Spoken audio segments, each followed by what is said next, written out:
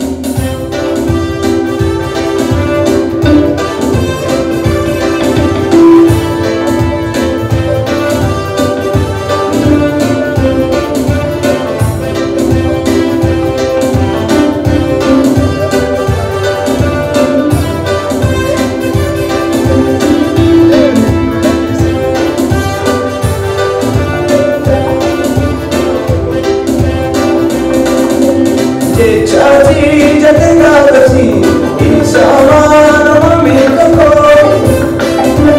Inshakono sitavalate Kalmana gagayoko Anoyani kanosvide Navachura tukakaera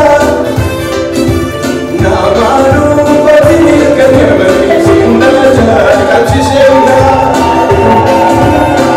Jati jatengavati Insamana mamikako Inshakono sitavalate Kalmana gagayoko Anoyani kanosvide Navachura tukakaera Namanu vatinirkanevati Sindaja kachishenda